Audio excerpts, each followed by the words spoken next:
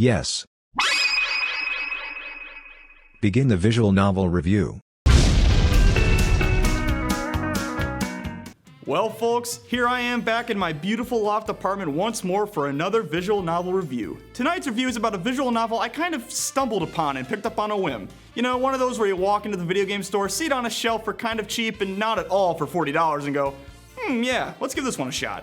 Not expecting it to be fantastic, but then a day or so later you're knee deep in the story and your controller feels like it's molded to your hands. That was pretty much my experience with tonight's topic, Deathmark. Deathmark is a horror-themed visual novel that centers around this guy.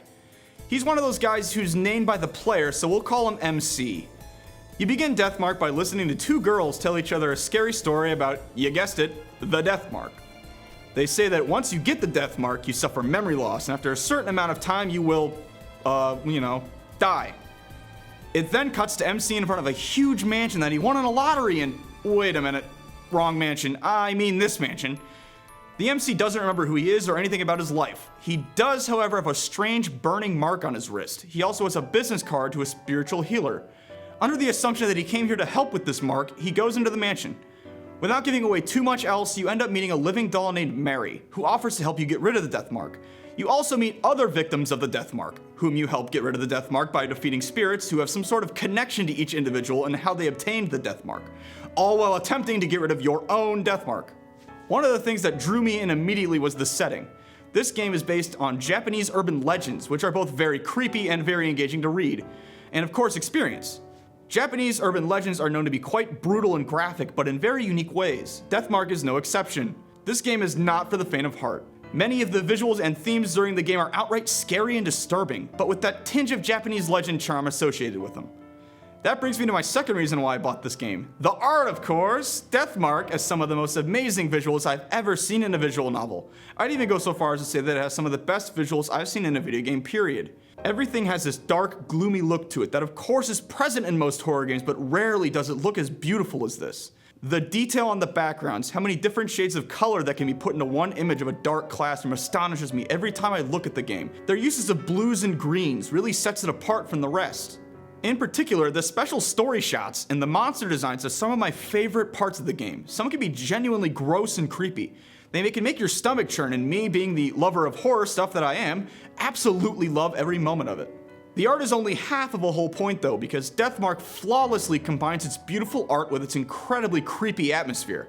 Deathmark's sound design consists of lots of ambient sound effects like old creaking in the school or bushes rustling in the forest, footsteps, laughing, crying, etc. in order to make the environments you're exploring make you scared to move at all times. Let's just take a listen real quick so I can show you exactly what I mean.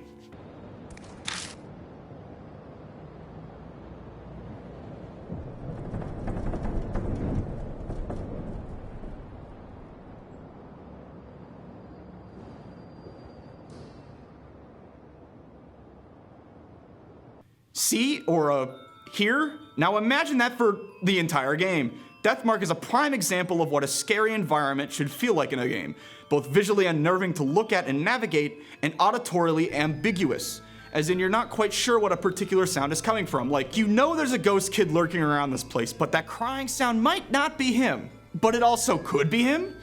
You don't know where any of the sounds are coming from or what the source of the sound is.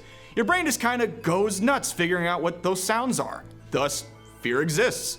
Deathmark does a wonderful job of using this concept along with its macabre art to keep you on the edge of your seat the whole time. Deathmark shines as a visual novel because it pairs this creepy atmosphere and art with its story. The characters and their individual stories are all very interesting. Some of them can even be a little tear-jerking or even depressing. My personal favorite from the characters are Christy from Chapter 2 and Moe from Chapter 1. Learning about their backgrounds and how they're connected to the story in general is something that keeps you playing and asking for more. While the characters are all very interesting in their own right, the main focus of the story is the MC. The mystery of the mark, how you got it, and who you are is the driving force of the whole game.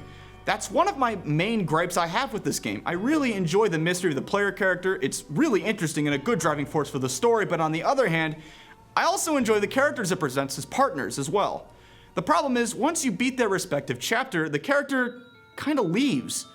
There were many moments when the chapter ended and I immediately missed the partner character I had just a moment ago. There are exceptions, but they usually just kind of leave. Deathmark is also considered an adventure game as well as a visual novel. It has elements of those good old point-and-click games where you navigate places and use items you find to help you defeat the ghosts, which helps advance the story. I personally think that Deathmark's adventure gameplay is solid as well. As stated earlier, the dungeons are all very well drawn and spine-tingling to navigate. The spirit confrontations themselves are interesting as well. You have to rely on the clues that you picked up and looked through in order to figure out which combinations of items are necessary to defeat them. I really like this because it encourages the player to read the files and examine the items they pick up, which in turn guides the player to investing themselves into the narrative more. Deathmark is a really solid visual novel adventure game. It has some very good atmosphere and a really nice overarching story. If you're looking for a shorter visual novel experience and you have a good stomach, definitely pick up Deathmark on Switch, Vita, and PS4. It also has a sequel called NG that just released recently on the same platforms as well. I have yet to play it, but I definitely will pick it up soon. Well, that's about all I have this week. If you have any other games you think I should talk about on Drew's Visual Novelin, tweet me at ZTVGoofingOff with the hashtag Drew's Visual Novelin. See ya! Wait. Oh no. I gotta go. See you next time, hopefully.